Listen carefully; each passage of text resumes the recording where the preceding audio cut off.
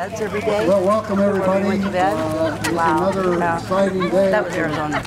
Central Sierra Historical Society and our museum. We have a bed at my house because we live around. Real important activity. How are you? We think this is going to be the final journey of this Caboose number 50. And if you stop and think about what this Caboose has been through, it's really interesting.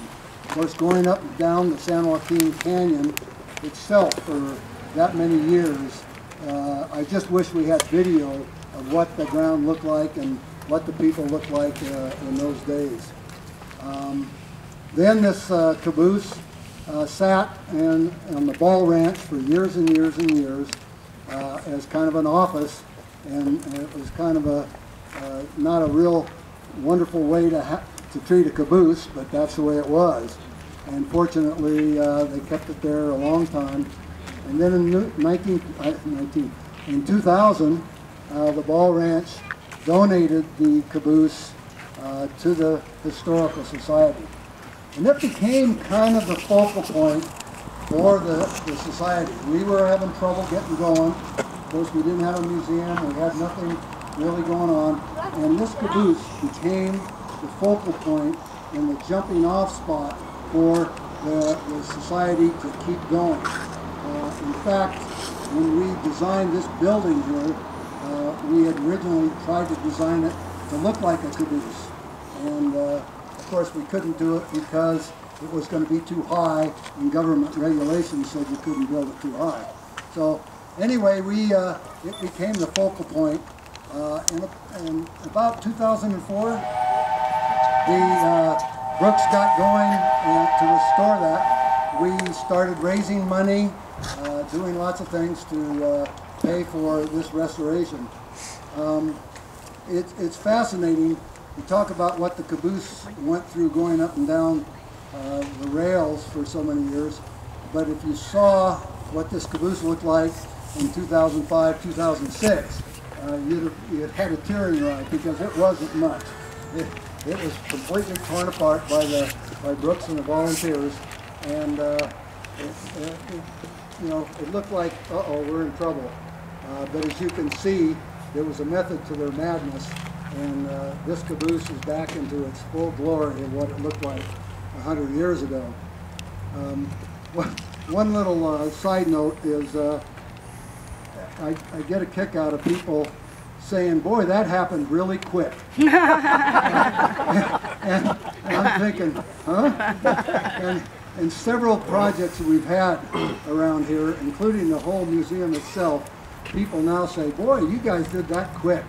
And that certainly isn't the case. And a lot of you have stayed with us for the 20 years that we've been trying to get up to this point.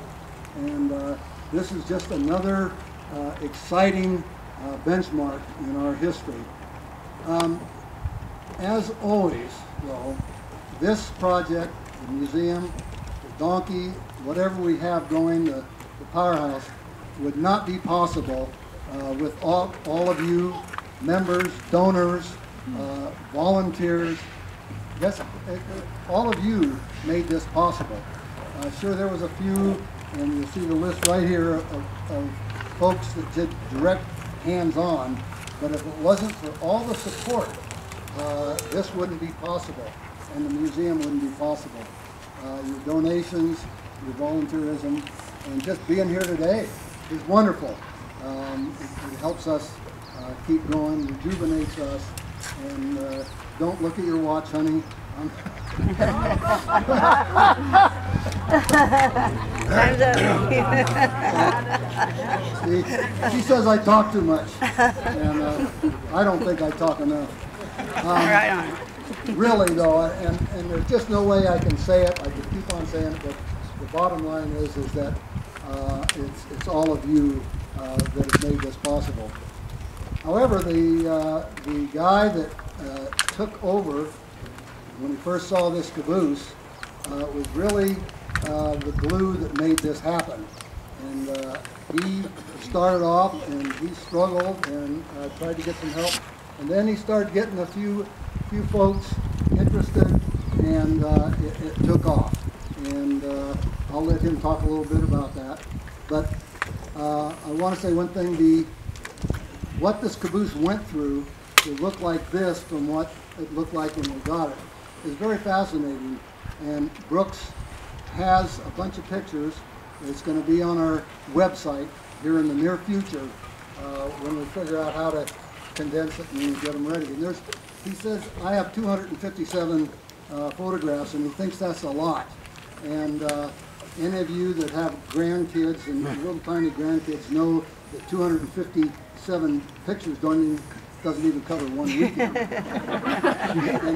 But these photographs are through the entire history of the recent history of getting this caboose to look like it does today. So, you know, and I wanted to give Brooks something. In this little section of the original rail from the San Joaquin and Eastern Railroad has San Joaquin and Eastern Railroad 1912 to 1933. And we had a bunch of them donated, and you can make a donation and get one. Brooks gets one free because of all the work he did. I'll let him talk about his volunteers, and then I'll end up with a few more words. We started, like John said, in 2004. I did a couple of years of research with Southern California Edison Archives, the California State Railroad Museum. I even utilized the restoration supervisor for the Nevada State Railroad Museum, came over and did a survey of the car and told me, okay, it looks like it can be fixed. It takes some work, but here's what you do. And he's given me advice throughout the years. We didn't find any plans. We found no maintenance records, no pictures, nothing. We had one picture of the outside of this caboose in its heyday, and that was it. And so as we took the thing apart, I had to make a lot of drawings. I took probably over 1,600 pictures, and we used those exclusively for putting the thing back. I'm not going to ask my volunteers to walk up here, there's too many of you out there, but I would like you to raise your hands. All of the people that volunteered, all of the people that supported, I'll bet you it's most of you in this crowd. Please raise your hand so we can recognize you. Shirley, all of the VEST members, Shirley and her husband did dinner and auction events for us to raise money. The Makeler family is here that donated the stove in here for the caboose because we don't know what the original looked like, but Ed Selleck was doing a video audio interview with an elder Makeler, and they graciously gave us the stove. And he called me, he says, do you want this stove? And I said, I sure do. And he says, I'm loading it now before they change their mind. And they've all been in to see it, and I think they really enjoy and appreciate the fact that we're showing their stove in this caboose for the community to enjoy. I think that, you know, this is like Academy Awards for me, because I'm not receiving this award for me, I'm receiving it for all of you. I wish we had enough to give all of you that have given your time and your money and your efforts. So I thank you for making this possible, because you all contributed in some way. And please support this wonderful museum too, because we've got so many more neat things coming. The power station, we've got another steam donkey that was found recently that's going to go up on the hill here, I understand.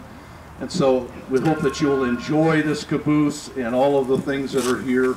And thank you for your support over the years. Thank you, Brooks. And really, that was short for Brooks.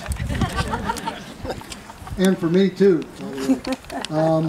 These pieces of rail were given to us by a good friend of the museum. We only have 30 of them, and so the VEST decided that we were going to sell these. We're not selling them. You are allowed to make a donation of $100, and there's only 30 of these, and it's a great way to commemorate the completion of this caboose and support the society. So anytime you want to part with $100, go right in and talk to Becky and she'll take your money.